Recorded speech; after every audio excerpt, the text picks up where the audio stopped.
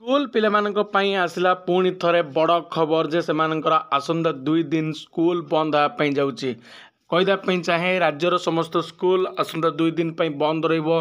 କ'ଣ ପାଇଁ ବନ୍ଦ ରହିବ ତା ବିଷୟରେ ଏହି ଭିଡ଼ିଓରେ ଆମେ ଜାଣିବା।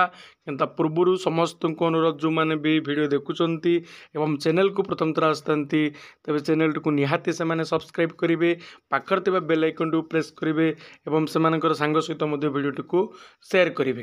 ଯଦି ଦେଖିବା ଆସନ୍ତା 2 ଦିନ ତୁମ ସ୍କୁଲ ଗୁଡ଼ିକ ବନ୍ଦ ହେବା ପାଇଁ ଯାଉଛି। ତାର କାରଣ ହେଉଛି 27 ତାରିଖରେ ଅର୍ଥାତ୍ ଆସନ୍ତାକାଲି ବିଶ୍ୱ ପ୍ରସିଦ୍ଧ ରଥଯାତ୍ରା ପଡ଼ୁଛି, ଯଦ୍ୱାରା କି ସ୍କୁଲ ବନ୍ଦ ରହିବ ଏବଂ କାଲି ଶୁକ୍ରବାର ଏବଂ ମଝିରେ ରହିଲା ଗୋଟିଏ ଦିନ ଶନିବାର, ତା ପରଦିନ ପୁଣି ଥରେ ରବିବାର ଗଭର୍ଣ୍ଣମେଣ୍ଟର ହଲିଡେ ଛୁଟି ପଡ଼ୁଛି।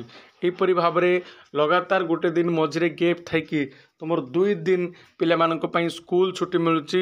ତେଣୁ ରାଜ୍ୟର ସମସ୍ତ ସ୍କୁଲ ପିଲାମାନଙ୍କ ପାଇଁ ଆଉ କଲେଜ ପିଲାମାନଙ୍କ ପାଇଁ ବହୁତ ବଡ଼ ଖୁସି ଖବର, କାରଣ ବର୍ତ୍ତମାନ 20 ତାରିଖରେ ହିଁ ସ୍କୁଲ ଖୋଲିଥିଲା। 20 ତାରିଖରେ ସ୍କୁଲ ଖୋଲିବା ଭିତରେ 10 ଦିନ ଭିତରେ ତୁମର 3 ଦିନ ସ୍କୁଲ ବନ୍ଦ ହେବା ପାଇଁ ଯାଉଛି।